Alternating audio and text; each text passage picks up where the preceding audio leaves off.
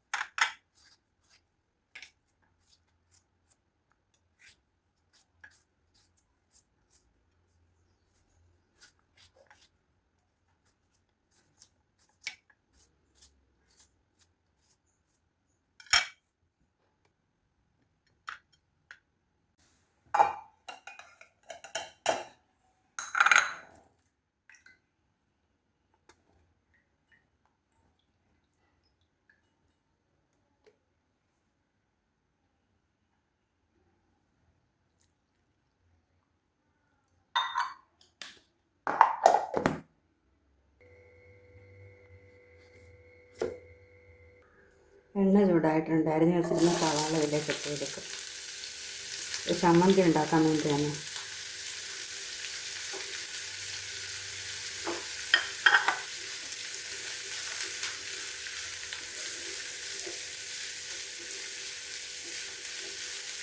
സവാള നല്ലത് കുറച്ചൊന്ന് മൂപ്പിച്ചെടുക്കാം. സവാള ഒന്ന് വാടിയിട്ടുണ്ട്. അരിഞ്ഞ് വെച്ചിരുന്ന തക്കാളിയോട് ഇട്ട് കൊടുക്കാം.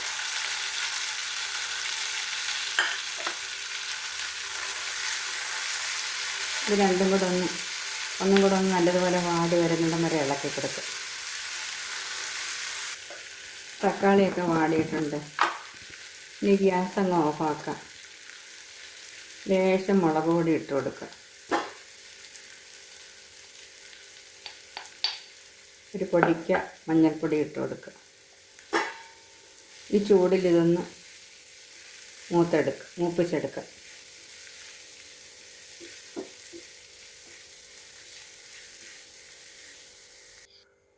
ഇതൊന്ന് തണുക്കാനായിട്ട് മാറ്റി വെക്കാം. ഇനി വെള്ളച്ചമ്മന്തി ഉണ്ടാക്കാം. ചട്ടി ഒന്ന് ചൂടായി വരട്ടെ. എണ്ണ ഒഴിച്ച് കൊടുക്കും. ഇത് ഇട്ട് കൊടുക്കാം.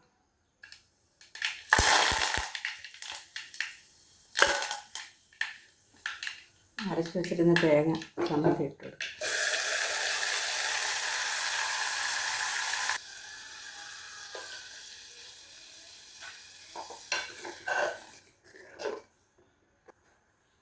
ഉപ്പിട്ട് കൊടുക്കുക.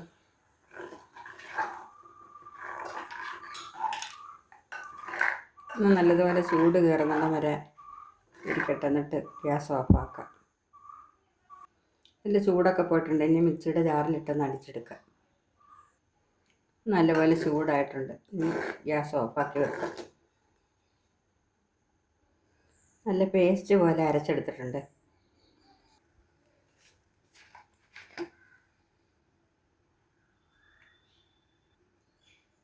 എണ്ണ ചൂടായിട്ടുണ്ട്. ഇത് കഴുകി വെച്ചിരുന്ന ഉഴുന്നാണ്. ഇത് വെള്ളം ഒന്ന് മാറ്റിയെടുക്കാം.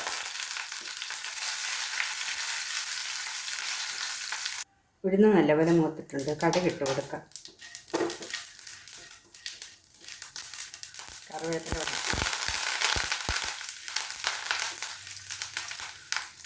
അരപ്പും കൂടെ വെച്ച് കൊടുക്കാം.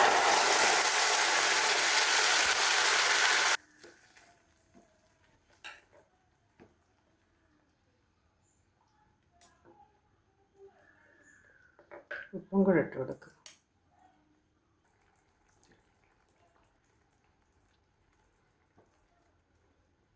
അരപ്പെല്ലാം നല്ലതുപോലെ ചൂടായി വന്നിട്ടുണ്ട്. ഇത് മതി. ഈ ഗ്യാസ് ഓഫാക്കാം. എന്നിട്ട് അടച്ച് മാറ്റി വയ്ക്കുക. മാവെല്ലാം റെഡി ആയിട്ടുണ്ട്. ദോശ ചുട്ടെടുക്കാം. സബ്സ്ക്രൈബ് ചെയ്യാത്തവരൊന്ന് സബ്സ്ക്രൈബ് ചെയ്യണേ. വീഡിയോ കാണുന്നവർ ഒന്ന് ലൈക്ക് ചെയ്യാൻ മറക്കല്ലേ.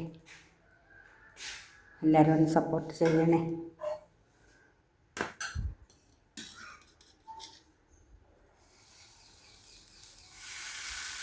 ദോശയൊക്കെ ചുട്ട് തീരാറായി. അങ്ങനെ ചമ്മന്തി, വെള്ള ചമ്മന്തി, ചുമല ചമ്മന്തി, ദോശ എല്ലാം റെഡിയായി. പിന്നെ രാവിലത്തെ കാപ്പിക്കുള്ളതെല്ലാം റെഡി ആയിട്ടുണ്ട്. പുതിയൊരു വീഡിയോയുമായിട്ട് വീണ്ടും കാണാം. അതുവരെ എല്ലാവരും ഒന്ന് സപ്പോർട്ട് ചെയ്യാൻ മറക്കല്ലേ പ്ലീസ്.